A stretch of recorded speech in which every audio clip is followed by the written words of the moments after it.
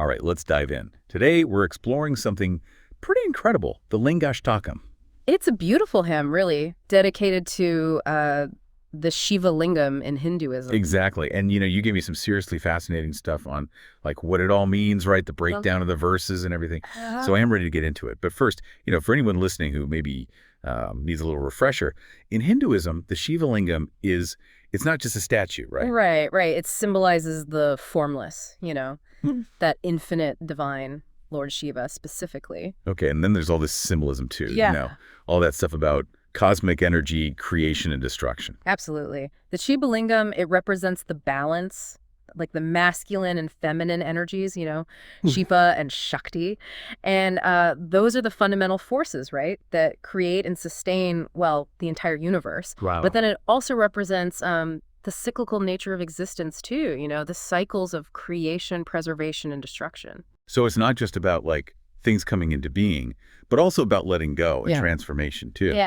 Yeah, exactly. Okay, that really sets the stage for us perfectly to, like, dive into the verses themselves. So we've got, 8 verses in the Lingashtakam. Each one is, like, praising the Shiva Lingam, and they're full of, vivid imagery, layers of symbolism. Where should we even start? Well, I think the first verse, it sets the tone beautifully. Okay. It starts by saying, I salute that eternal Shiva Lingam, which is adored by Lord Brahma, Lord Vishnu, and the gods. Okay. So, like, right away, you see how important the lingam is. Even the most powerful deities revere it. Wow. So from the start, we're told that even, like, the cosmic A-listers are paying attention to this. Yeah. But the verse, it keeps going. Oh, yeah, definitely. It describes the Shiva Lingam as pure, shining, and well-adorned. It emphasizes, the beauty of it, the purity, and then it ends with, like, this really important point. The Shiva Lingam, it destroys the sorrows associated with birth and, well, human life. Okay, that's a pretty big promise right from the beginning. Alleviating suffering, huh? I guess we're not talking about just, like, physical pain here. It's something way deeper than that. Yeah. He's talking about existential suffering, the kind that comes from being trapped in this endless cycle of birth and death, the cycle that's driven by our desires and attachments. Right. So think of the Shiva Lingam as a symbol of the path to liberation from that cycle. So right from the first verse, the Lingashtakam is already hinting at a way to transcend, like, our earthly limits. Mm-hmm. All right, I am definitely intrigued to see where this goes. Verse 2, what about it? Okay, well, verse 2, it goes into the Shiva Lingam's power to burn desires, it says, which is worshipped by the gods and the best of sages, which burns the desires, which is compassionate. Now, it's not talking about literally setting fire to all our wants and needs. Right, it's more metaphorical, like we're purifying ourselves from the inside. You got it. It's about removing the things that keep us bound to suffering, the things that weigh us down and stop us from, really evolving spiritually. Yeah. And notice how the verse also talks about how the Shiva Lingam is compassionate. That's really important because it shows a balance, like it has the power to destroy, but it comes from this place of, like, deep universal love. Well, it's not like a punishment, but more like a, cosmic tough love. It's guiding us toward something better. Right. Doesn't it also mention the story about Ravana here? Yes. Ravana, the demon king, he was totally consumed by his arrogance and thought he was invincible. Yeah. But Shiva, through that power of the lingam, he totally shattered Ravana's pride. It's a powerful reminder that even the most powerful beings have to, submit to a higher order. So it's a lesson for all of us. Tame our egos, shed those attachments, and get in line with something bigger.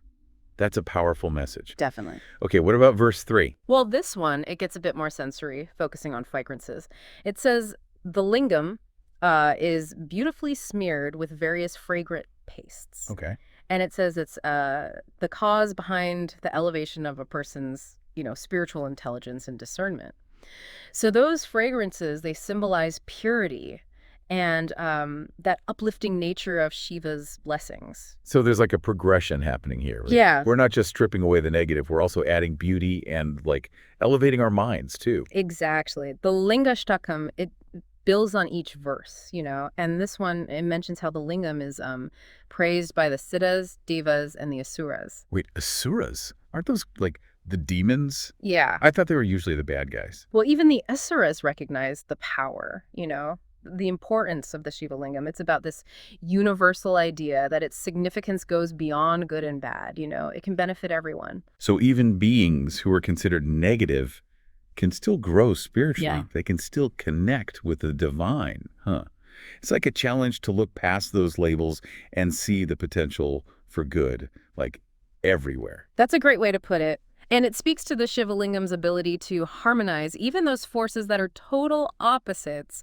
Now, verse 4, it takes us somewhere a bit different. It brings in, snakes. Yeah, that part really caught my attention. What's the deal with the serpents? Well, verse 4 describes the Shiva Lingam as decorated with gold and other precious gems, which is adorned with the best of the serpents wrapped around it. Those serpents, they're more than decorations. They represent the Kundalini energy, that powerful life force inside each of us, but it's often dormant, Like some coiled up energy waiting to be unleashed. Exactly.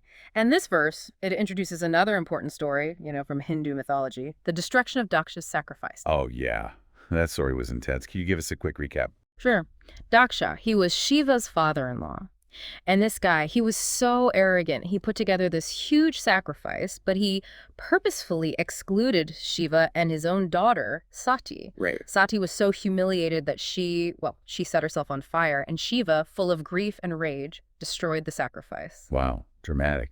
But how does this connect back to the Shiva Lingam? Well, this story, it really emphasizes how important it is to respect the divine, even when it appears in these, unconventional forms. Daksha's arrogance, his disrespect for Shiva, it led to his downfall. It's a lesson for everyone to check their egos. Even when we think we're right or doing something important, it's about humility. Exactly. And moving on to verse 5, we go back to the themes of adornment and purification. All right, what does verse 5 say? It describes the Shiva Lingam as anointed with kumkuma, that's saffron, and chandana, which is sandalwood paste, and beautifully decorated with garlands of lotuses. So, beauty and fragrance again. But is there a special meaning behind those offerings? Oh, absolutely. Kumkuma and sandalwood, they represent purity and sanctity. And the lotus, it grows from the mud, but it symbolizes enlightenment, spiritual awakening. And it continues by saying, the lingam destroys the accumulated sins of several lives.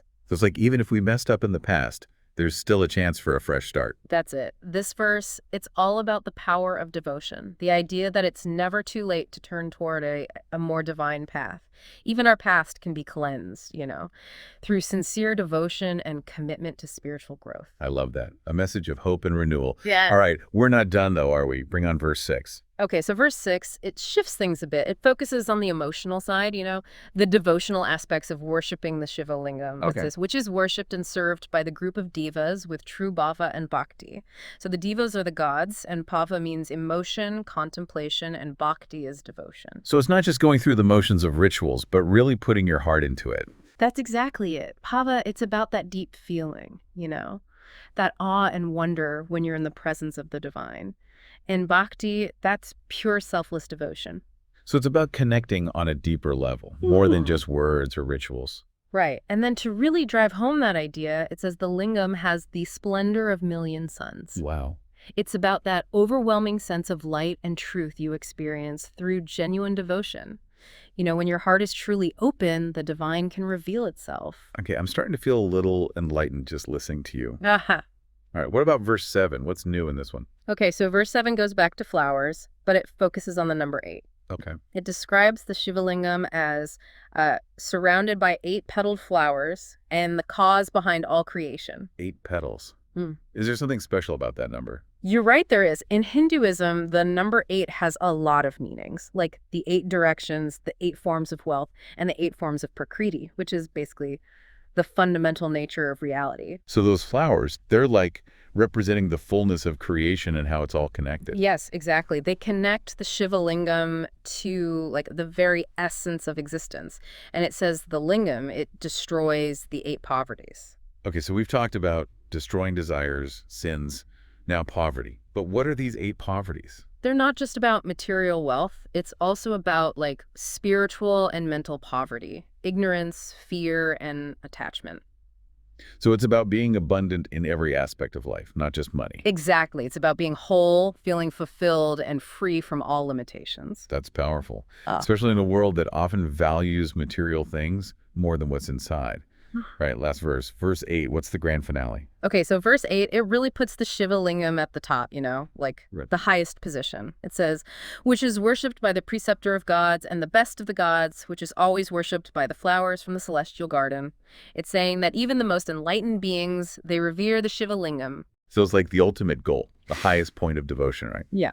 But what does it mean to attain the abode of Shiva? It sounds pretty mystical. Yeah, that's where things get more metaphorical, right? It's not about a physical place, but a state of consciousness. It's about reaching that point of union with the divine.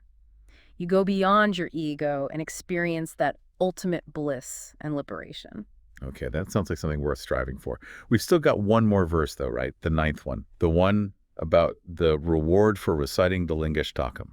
What does that one say? That one is pretty straightforward. It says, whoever recites this Lingashtakam near Shiva will attain the abode of Shiva and enjoy his bliss.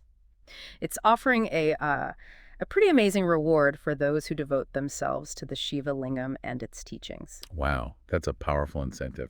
We'll have to dive into that a little deeper. All right, we're back, and I've been thinking, about these first 8 verses of the Lingashtakam. Yeah. I'm already feeling like, wow, just how much depth there is to the meaning. But before we jump into that 9th verse, I'm curious. When we step back and look at the Lingashtakam as a whole, what's it all about? What message is it trying to give us?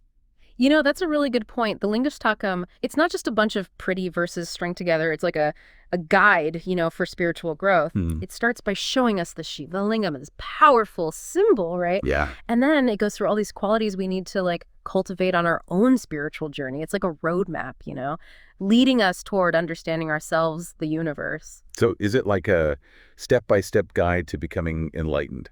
Well, you could think of it that way. It encourages us to, look at our desires, purify our minds, and really nurture that devotion. And in the end, connect with that divine energy that's inside all of us. And that connection, that's what leads to us realizing our true nature, right? Right. That oneness with Shiva, that bliss the 9th verse talks about. Exactly. It's about going beyond the limits of our ego and experiencing the joy, the freedom that comes with that realization. It's amazing how something that seems so simple, like a hymn, can hold so much wisdom. But it's not just about understanding it intellectually, right? It's about living it. Yeah. So how can we actually apply this stuff? What can we take from this deep dive and actually use in our lives? Well, that's the most important part, right? Bringing these teachings into our daily lives. Yeah. I think one of the main takeaways is balance. Remember, the Shiva Lingam represents the balance of, masculine and feminine energies, creation and destruction. And we can try to find that balance in our own lives too, right? Embracing our strength and our vulnerability, our ability to create, and also our willingness to let go. So finding that sweet spot between things that seem opposite. Yeah. Instead of resisting change, we go with it, knowing that endings are just part of new beginnings. Exactly. And another important lesson is the power of devotion. The Lingashtakam really focuses on that, bhakti, that pure selfless love for the divine. And that devotion, it's not just about worshiping a god, right? It's about bringing that reverence and gratitude into everything we do. You got it. To our relationships, our work, even the little things, It's about seeing life with a sense of wonder and surrender. Right. We talked a lot about burning desires in the Lingashtakam, and honestly, that can sound a bit scary. Yeah. How do we actually deal with that? Right. It's not about just getting rid of all our desires, is it? I mean, that's part of being human. Of course not. It's about understanding them, not letting them control us. So more about detaching from them. Right. Not getting caught up in what we want or what we think should happen. Exactly. The Lingashtakam is telling us that real happiness, fulfillment, it comes from inside us, not from things. We need to shift our focus, from possessions or achievements to inner peace and contentment. That's a really important message, especially now. We're constantly bombarded with stuff about what we should want and how to get it. It reminds us that real happiness comes from somewhere deeper. And speaking of something deeper, let's think about that 9th verse again, the one with that amazing reward for reciting the Lingashtakam. Yes, the abode of Shiva. I'm ready to unpack that mystery. What does it really mean to reach that state? Well, it's not a physical place, right? We touched on that earlier. It's about achieving that union with the divine, going beyond the limits of the ego and feeling a bliss that's beyond anything we normally experience. It sounds almost impossible, like something out of a fantasy world. But how do we even begin to get close to something like that? Is there like a practical path? The great thing about the Lingashtakam is that it does give us a path. It's Wow. about developing those qualities we've been talking about: balance, devotion, detachment.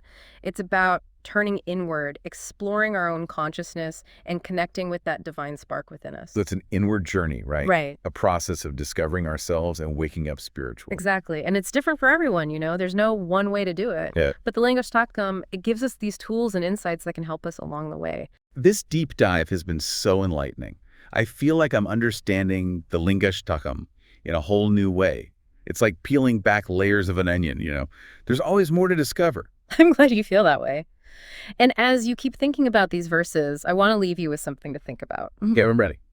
Take a moment to think about your own life.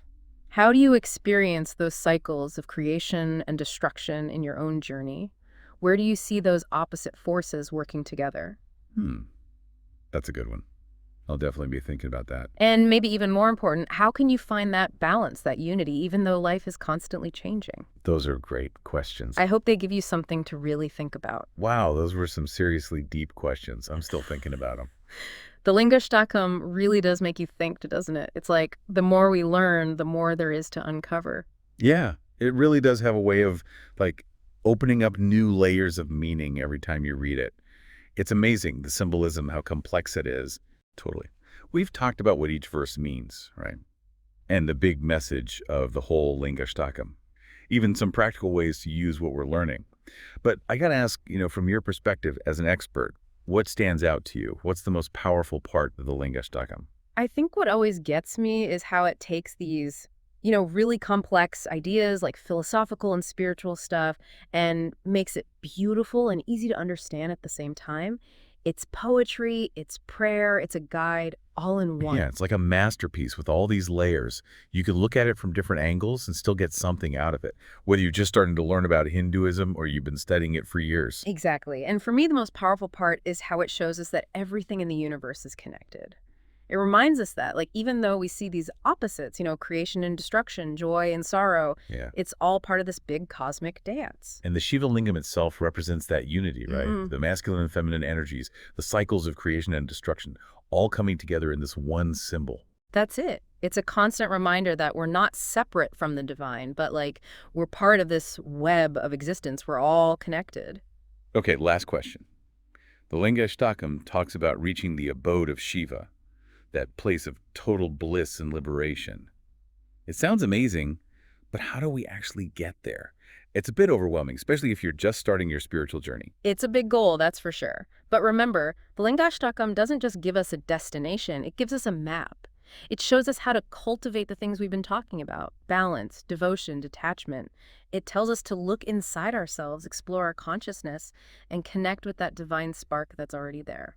So it's not just about arriving somewhere. It's about the journey of self-discovery, about waking up spiritually. Exactly. And it's a journey that's different for everyone. There's no right or wrong way to do it. But the Lingashtakam gives us those tools, those insights to guide us. It's like it's saying, embrace your own path. It's beautiful and unique. But remember, we're all connected. This deep dive has been so eye-opening. I feel like I have a whole new appreciation for the Lingashtakam. Its wisdom is timeless. I'm really glad to hear that. And for our listeners, if you're feeling inspired, go check out the full Lingashtakam. Dive in and explore its wisdom. There's a whole universe of meaning waiting for you. And as you think about these teachings, I want to leave you with one last thought. How can you bring a bit more balance, devotion, and detachment into your own life today? Even just one small step to connect with that divine spark inside you. What a great way to put it. Thanks for joining us on this deep dive into the Lingashtakam. Until next time, keep seeking, keep learning, and keep exploring.